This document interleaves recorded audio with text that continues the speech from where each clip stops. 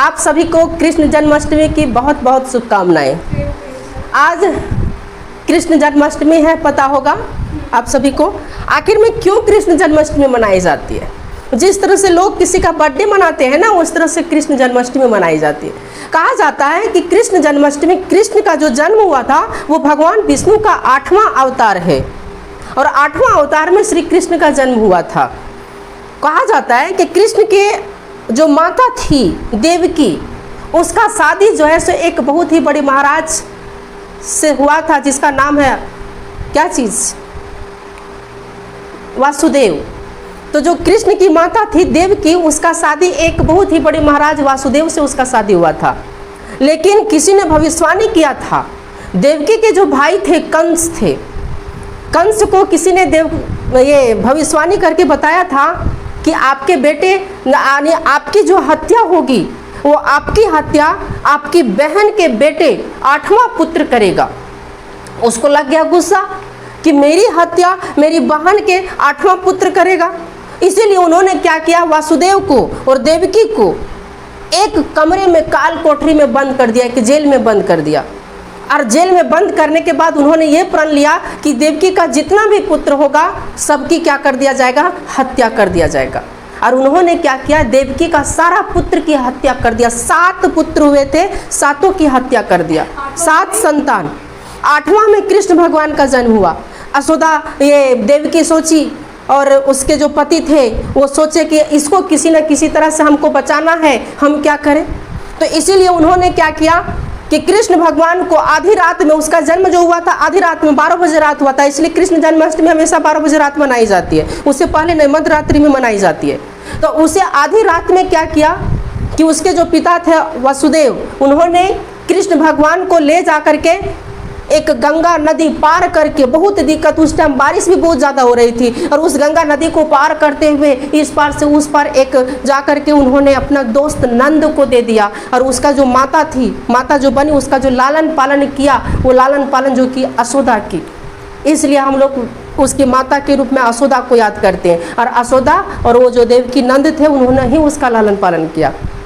कहा जाता है कि कृष्ण भगवान छोटे से बहुत ही शरारती थे, इतना शरारती थे जो कि मत बोलो, बहुत शरारती थे। किसी के घर से चोरी कर लेना, किसी के, इसका जो दोस्ती भी था सब चोर का दोस्ती था, कुंडली था, क्योंकि इसको मक्खन से बहुत ज़्यादा प्यार था।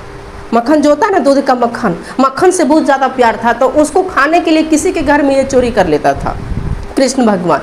लेकिन हुआ क्या, धीरे धीरे ये बड़ा होते गया और इसके हाथों से अजब अजब चीज़ हो जाता था। यशोदा भी इसको देखी, जब इसका एक बार क्या हुआ, मिट्टी खा लिया था ये। यशोदा उसका मुंह को उसको मुंह को फाड़ने बोली तो देखा कि उसके मुंह में पूरा पृथ्वी घूम रही है। उसी दिन उसको इस बात का पता चल गया यशोदा की कि ये कोई साधारण इंसान नहीं है, ये कोई भगवान के अवतार होंगे। एक बार पता होगा कि इसका बॉल जो है सो समुद्र में गिर गया था, जहाँ पर काली नाग रहा करते थे, 5 फन वाला काली नाग रहा करते थे। उसमें जो है सो समुद्र की में उसकी गेंद गिर गया, कोई वहाँ नहीं जाता, यदि वहाँ जाता तो वो बच के कभी नहीं आता। लेकिन ये श्री कृष्ण जो है सो उस पर छलांग लगा करके 5 नाग को इन्होंने नथ दिया और वहाँ से जो है सो बॉल निकाल करके उसी नाग पर, उसके फन पर नाचने लगा। जब लोग, पूरे गांव के लोग देखा ना कि ये क्या हो रहा है, कौन सा दृश्य है, तो लोग जो है सो विचित्र हो गए। और उस दिन भी लोगों को पता चला कि ये कोई साधारण इंसान नहीं है। श्री कृष्ण ने ही एक बार गोवर्धन पर्वत को उठा लिया था उंगली पे, कानी उंगली पे। कहा जाता है कि इंद्र भगवान जो है सो बहुत ज़्यादा गुस्सा हो गए थे। एक बार तो गुस्सा हो गए थे तो कृष्ण भगवान, उन्होंने क्या किया, इंद्र भगवान ने बहुत ज़्यादा बारिश करवाया। तब कृष्ण भगवान ने अपने गांव को, लोगों को बचाने के लिए और मवेशियों को बचाने के लिए जो गोवर्धन पर्वत होता है ना, उसी को अपनी कानी उंगली में उठा लिया और सब उसके नीचे बस गया था, बचा था। तो कोई ये साधारण इंसान नहीं था। ये जो कृष्ण भगवान है, इसके बहुत सारे दोस्त हैं और कहा जाता है कि कृष्ण भगवान प्रेम का प्रतीक माना जाता है, इसे प्रेम के लिए आदि किए जाते हैं। लेकिन इसके लिए प्रेम का मतलब ये नहीं होता जो आज के प्रेम में है।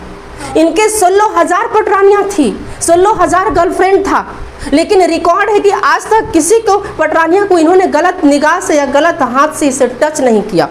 और अभी के समय में जो प्रेम हो रहा है वो प्रेम कैसा है, सुबह लव हुआ, रातें सब हुआ, तो ऐसा वाला प्रेम चलता है ना।